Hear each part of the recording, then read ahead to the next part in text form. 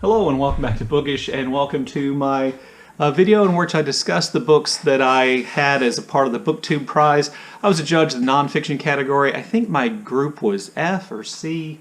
I'll put it in the title down below to be really sure. And so I'm going to go through those books today. I'm just going to talk about them in the order in which I read them. Then I'll kind of try to talk about the criteria by which I judge the books. And then I'll tell you, my final ranking by the time you see this. Well, actually, I know at the time of filming, Robert's already come out with his quarterfinal video showing what books moved on. So this, if you kept up with that, so this will just be, you knowing which books I judged and which books I wanted to see move on. So because the judging started in February, which is Black History Month, I decided to read the two titles by African Americans first, and this was the first book I read, Solitary, Unbroken by 4 Decades in Solitary Confinement, My Story of Transformation Hope by Albert Woodfox.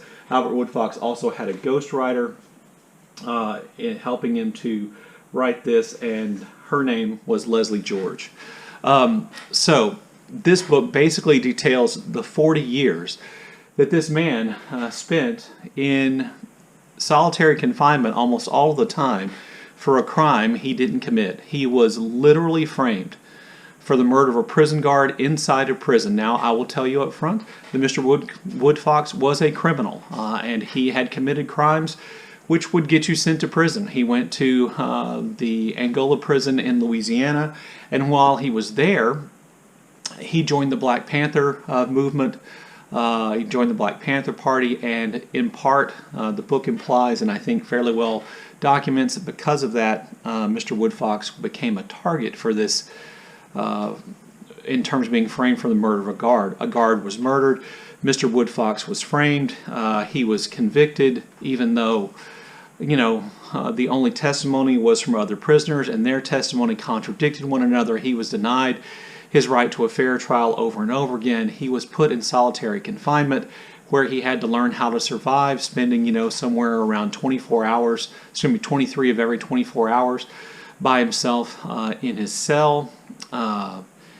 And from time to time, whenever he and other people who were a member of the Black Panther Party or other people and you'd have to read the book to figure out how they could figure out to communicate and plan these things out, stage protests, they're going to be beaten, they're going to be put in even worse confinement, they're going to be threatened, and this is the incredibly long story of his fight for justice against the entire legal system of the state of Louisiana, from the governor to the state attorney general to the prison wardens to individual prosecutors, all essentially over decades lined up to try to keep this guy in prison, even though they must have recognized that the evidence that they had against him was not good, and there were all kinds of irregularities in the way in which he was convicted.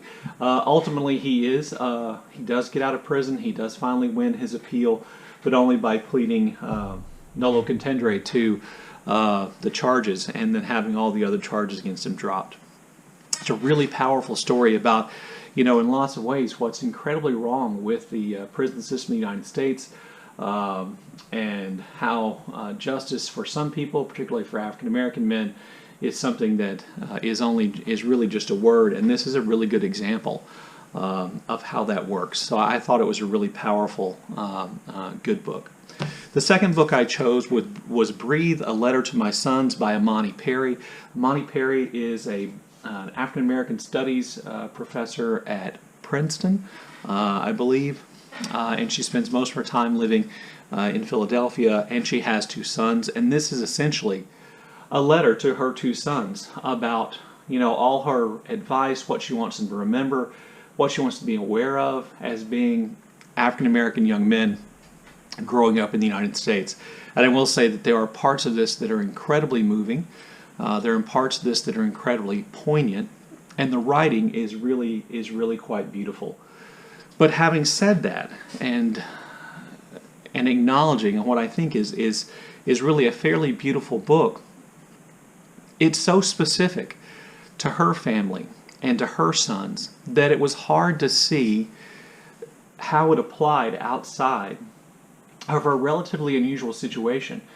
her situation is unusual in that she's an academic, she's the child of academics, and so she lives in kind of a fairly rarefied world in which, you know, she wants her sons to be aware of the privilege that that world gives them, but not to lose sight of the fact that most of American society will still view them as African American young men, and all the things that, you know, unfortunately happen to African American young men can happen to them. She wants them to be vigilant but not angry. She wants them to be defiant but not embrace violence. She wants them to be, wise but not cynical.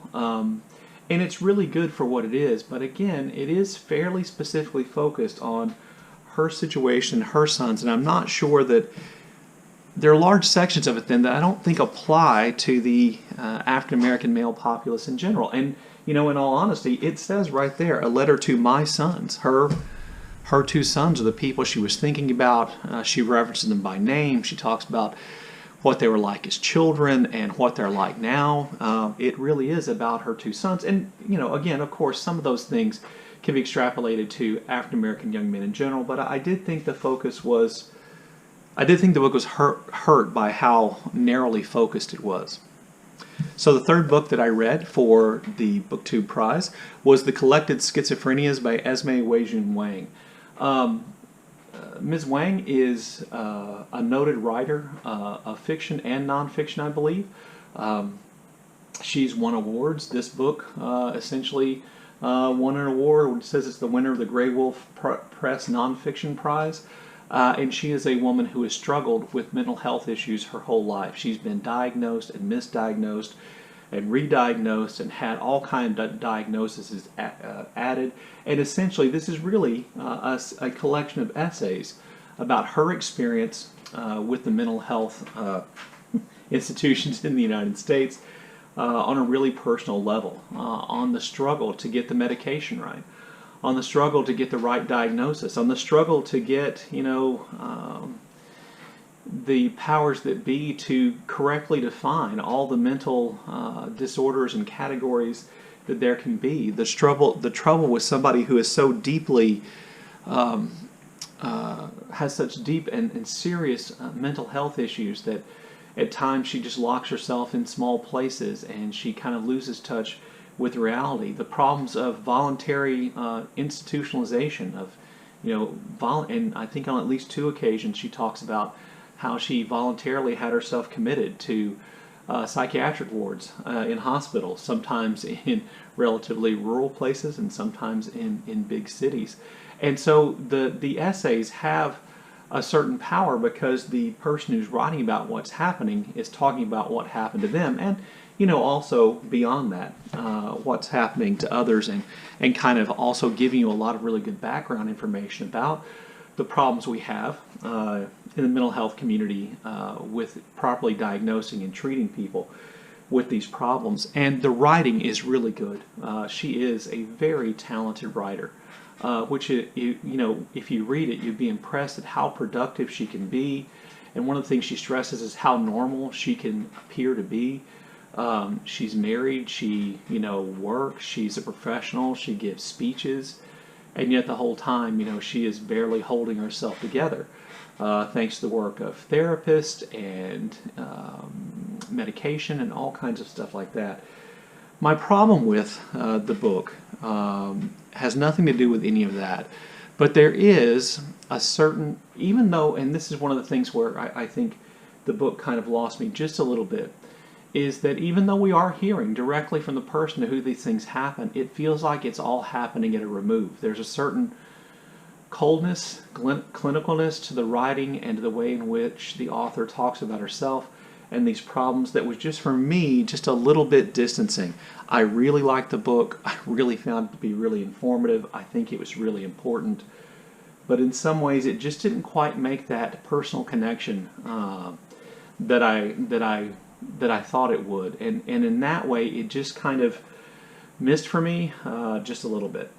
So the fourth book I read was In the Dream House by Carmen Maria Machado, and essentially this is the story of Ms. Machado's relationship with another woman who was emotionally, verbally, and occasionally physically abusive, and how difficult it was to break free from that, how difficult it was to break free from that kind of control, and how painful it was, and how terrifying it was. And I thought this was a really important book in the sense that she talks about an issue that I don't think very many people think about, and that is, but the idea, that if domestic abuse is something that isn't talked about, in society in general, the domestic abuse between, in her case, lesbian couples is something that you almost never hear about, and it is incredibly terrifying.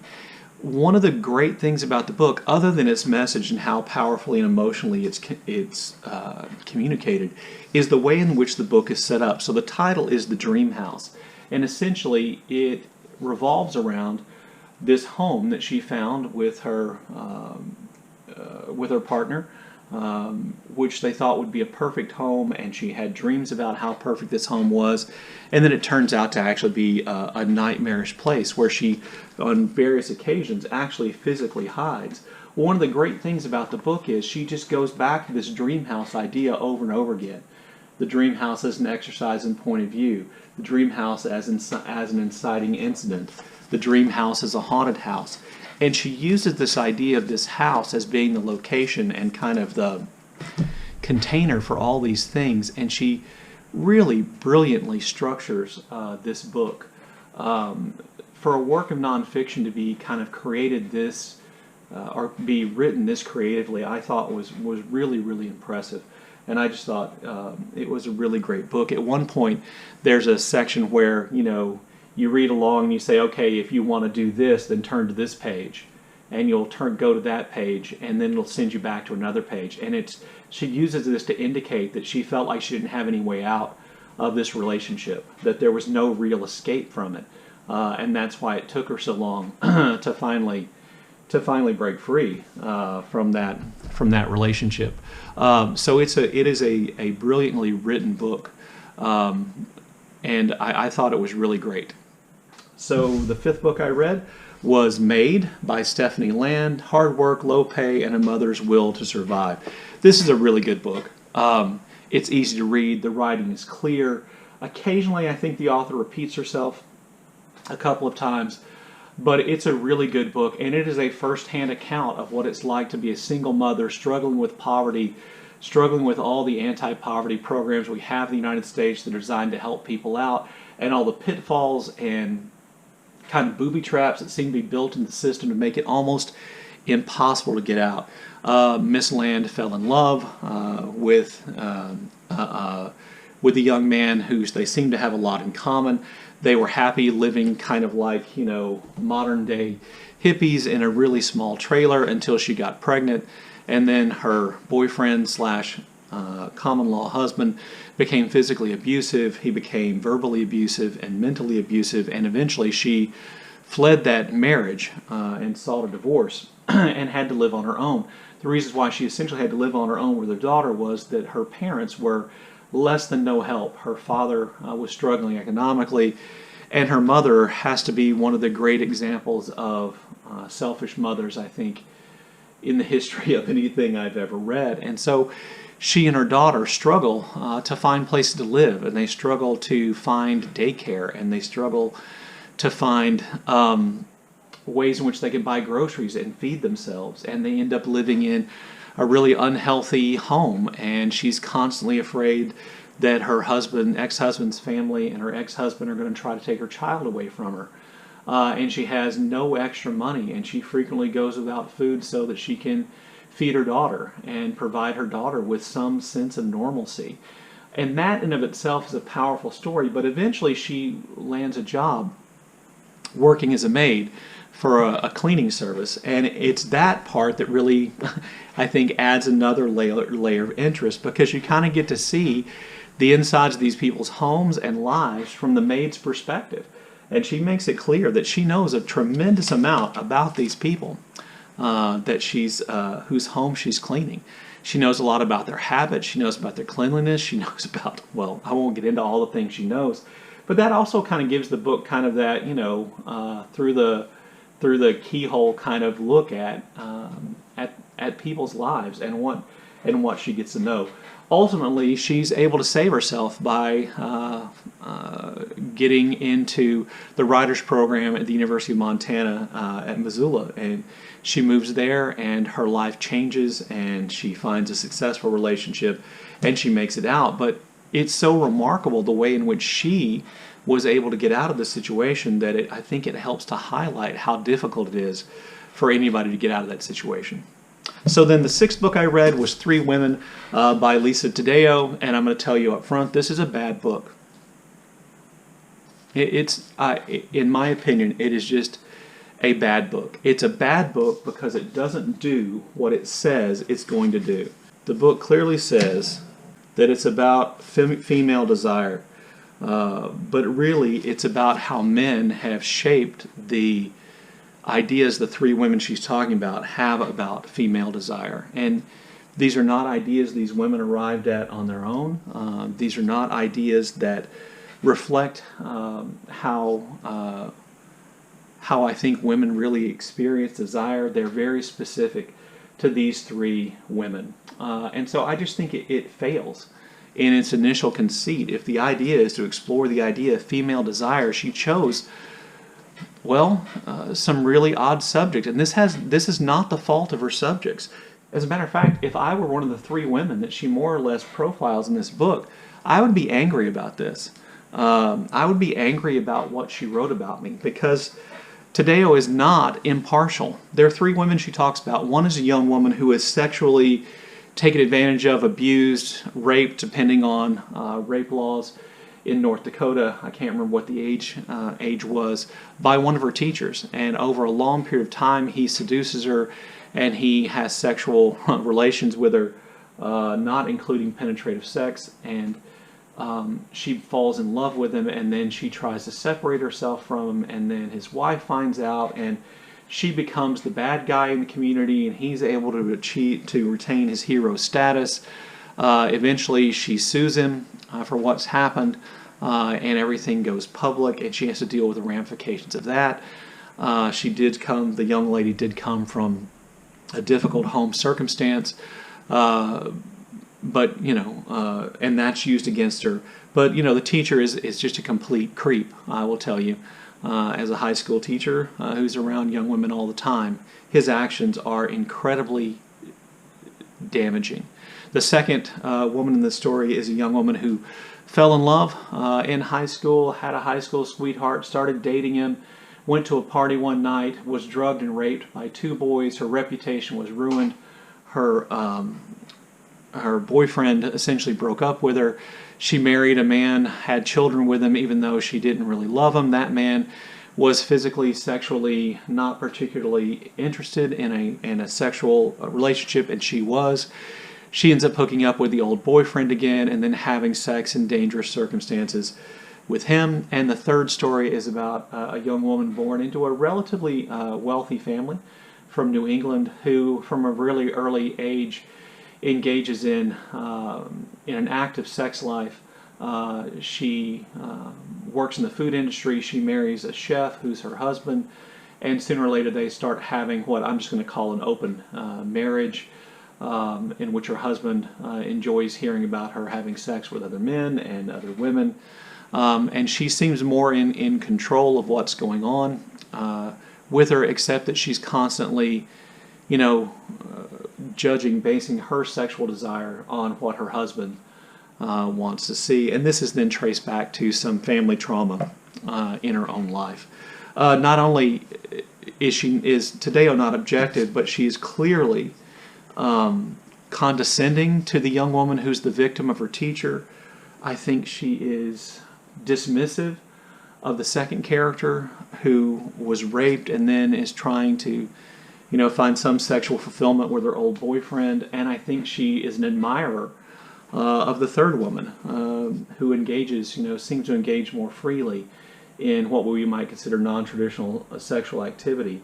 And that lack of objectivity really bothered me. And then on top of that, the book is poorly written. There's not a metaphor or a simile that Miss Tadeo won't throw in. There's not an idea she won't tease and torture to the point of breaking. And it's just a bad book.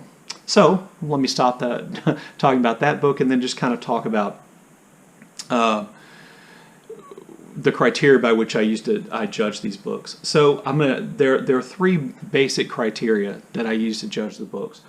One is writing. And I'll be honest with you, since these are nonfiction books, to me, writing was the least important of my three criteria. In one case, it does make a difference between books 2 and book 3.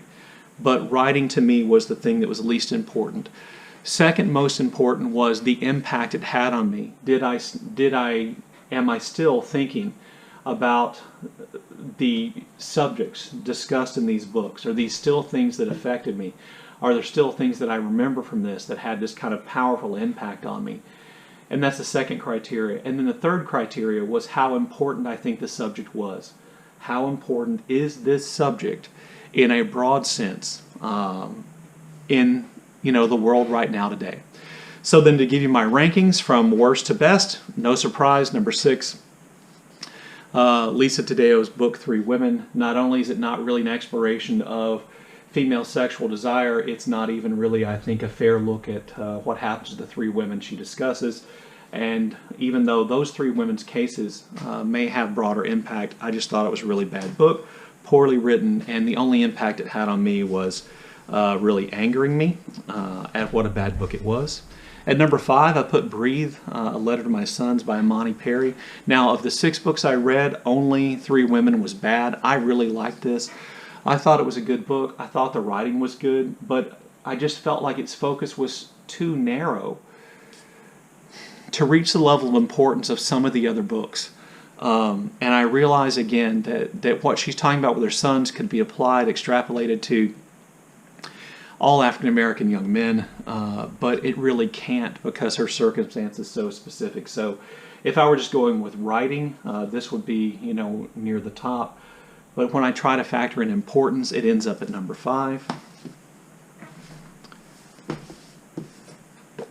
And then this is where the difficulty came in for me.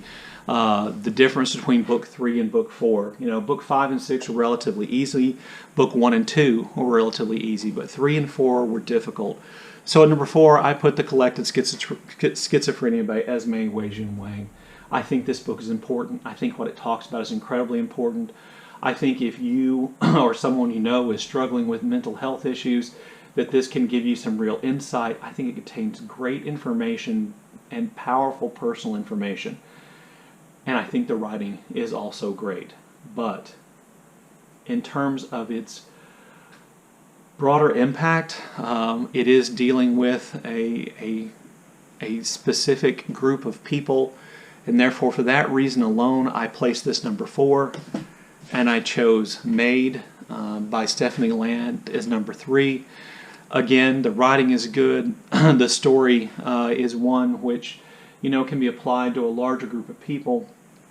And, both books maintain my interest. But to me, Made was number 3 because it's talking about and giving an example of the plight of literally millions of Americans who struggle with poverty, and many of them single mothers who struggle with poverty and struggle with our system that's designed to, help the poor and the impoverished. And as a result, I just thought this one was a little bit more important because it applied to a broader group of people. If I were to say, compare, the writing in Wei-Jun Wang's book is better, but the importance of Made is more universal and applies to a larger or bigger problem in the United States.